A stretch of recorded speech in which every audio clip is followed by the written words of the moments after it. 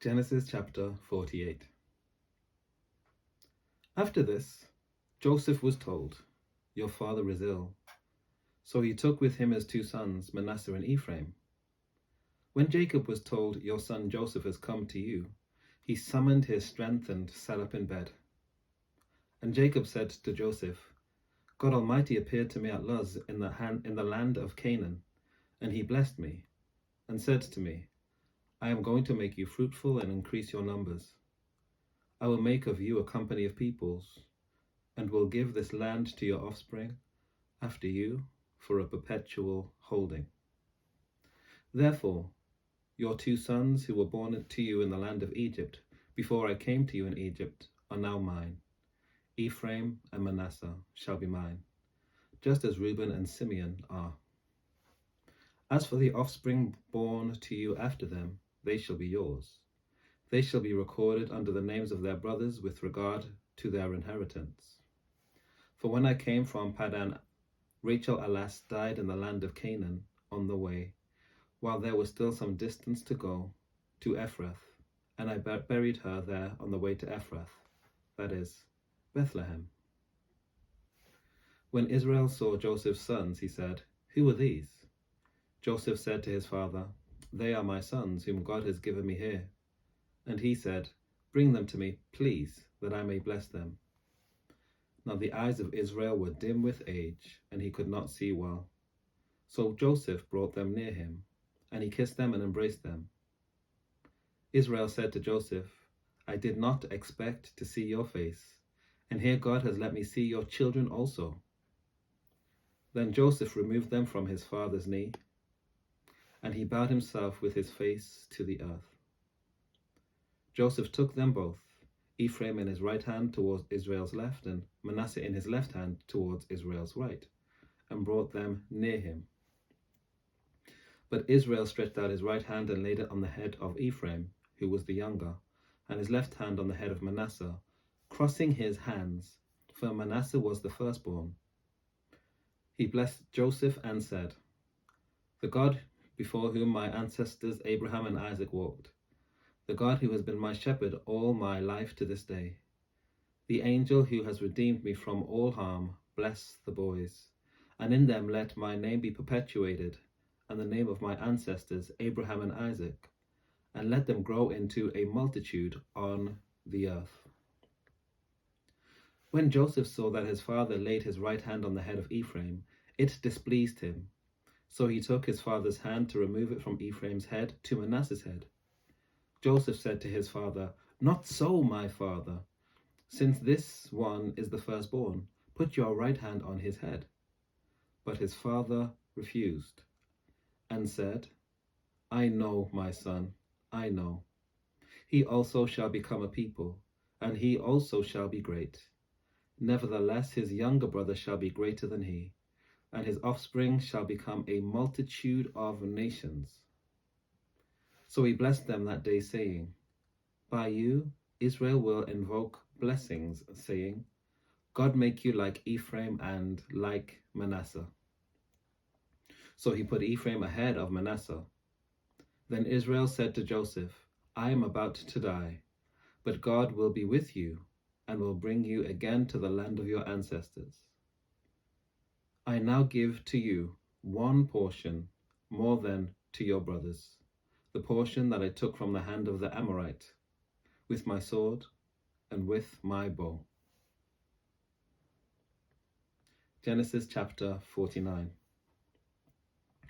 Then Jacob called his sons and said, "Gather around that I may tell you what will happen to you in days to come. Assemble and hear, O sons of Jacob. Listen to Israel your father. Reuben, you are my firstborn, my might and the first fruits of my vigor, excelling in rank and excelling in power.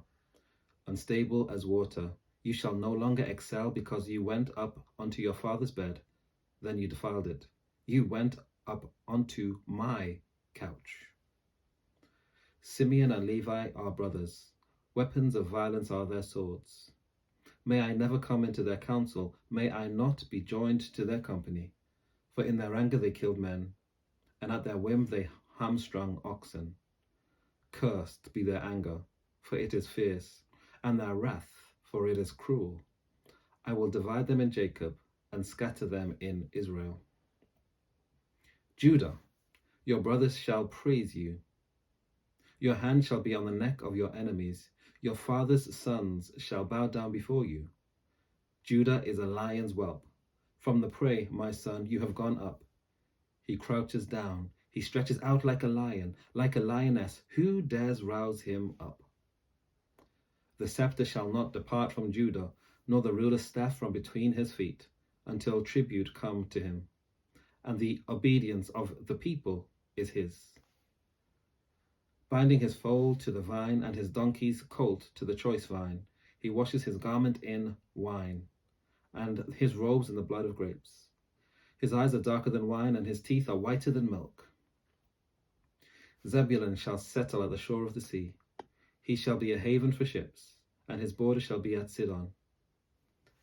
Issachar is a strong donkey, lying down between the sheepfolds. He saw that a resting place was good, and that the land was pleasant. So he bowed his shoulder to the burden, and became a slave at forced labor.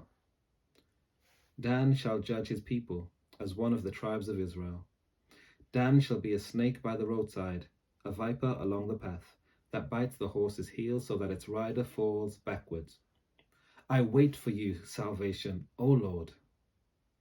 Gad shall be raided by raiders, but he shall raid at their heels. Asher's food shall be rich, and he shall provide royal delicacies. Naphtali is a doe let loose, that bears lovely fawns. Joseph is a fruitful bough by a spring. His branches run over the wall. The archers fiercely attack him. They shot at him and pressed him hard. Yet his bow remained taut, and his arms were made agile by the hand of the mighty one of Jacob, by the name of the shepherd, the rock of Israel, by the God of your father, who will help you, by the Almighty, who will bless you with blessings of heaven above, blessings of the deep that lies beneath, blessings of the breasts and of the womb. The blessings of your father are stronger than the blessings of the eternal mountains, the bounties of the everlasting hills. May they be on the head of Joseph, on the brow of him who was set apart from his brothers. Benjamin is a ravenous wolf, in the morning devouring the prey, and at evening dividing the spoil. All these are the 12 tribes of Israel, and this is what their father said to them when he blessed them, blessing each one of them with a suitable blessing. Then he charged them, saying to them, I am about to be gathered to my people. Bury me with my ancestors, in the cave in the field of Ephron the Hittite, in the cave in the field at Machpelah near Mamre, in the land of Canaan, in the field that Abraham brought from Ephron the Hittite as a burial site. There Abraham and his wife Sarah were buried. There Isaac and his wife Rebekah were buried, and there I buried Leah. The field and the cave that is in it were purchased from the Hittites. When Jacob ended his charge to his sons, he drew up his feet into the bed, breathed his last, and was gathered to his people. Genesis chapter 50. Then Joseph threw himself on his father's face and wept over him and kissed him. Joseph commanded the physicians in his service to embalm his father. So the physicians embalmed Israel. They spent 40 days in doing this, for that is the time required for embalming. And the Egyptians wept for him 70 days. When the days of weeping for him were past, Joseph addressed the household of Pharaoh. If now I have found favor with you, please speak to Pharaoh as follows. My father made me swear an oath. He said, I am about to die. In the tomb that I hewed out for myself in the land of Canaan, there you shall bury me. Now therefore let me go up, so that I may bury my father. Then I will return. Pharaoh answered, Go up and bury your father, as he made you swear to do. So Joseph went up to bury his father. With him went all the servants of Pharaoh, the elders of his household, and all the elders of the land of Egypt, as well as all the household of Joseph, his brothers, and his father's household. Only their children, their flocks, and their herds were left in the land of Goshen. Both chariots and charioteers went up with him. It was a very great company. When they came to the threshing floor of Atad, which is beyond the Jordan, there they held a very great and sorrowful lamentation, and he observed a time of mourning for his father 7 days.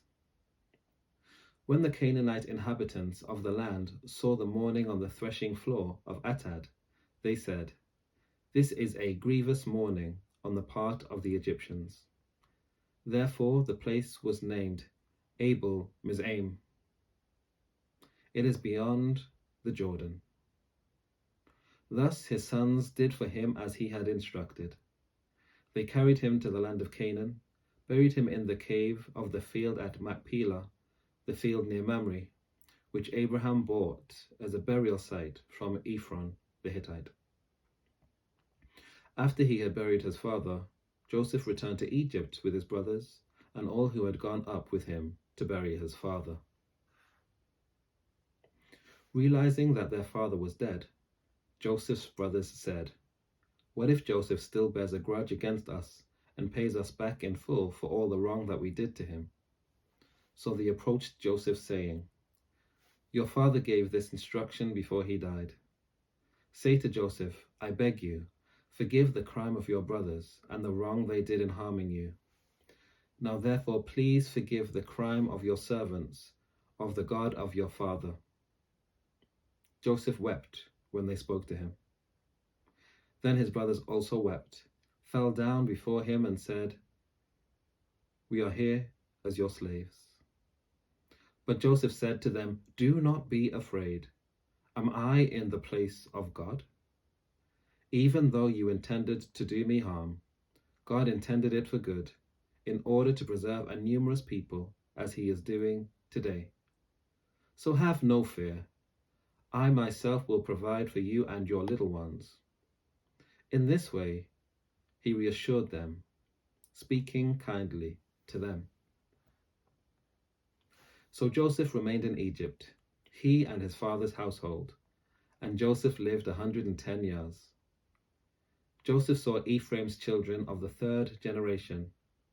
The children of Machir, son of Manasseh, were also born on Joseph's knees. Then Joseph said to his brothers, "I am about to die, but God will surely come to you and bring you up out of this land to the land that he swore to Abraham, to Isaac, and to Jacob." So Joseph made the Israelites swear, saying, "When God comes to you, you shall carry up my bones from here." And Joseph died, being 110 years old. He was embalmed and placed in a coffin in Egypt. Take care. God bless. I'll see you next time.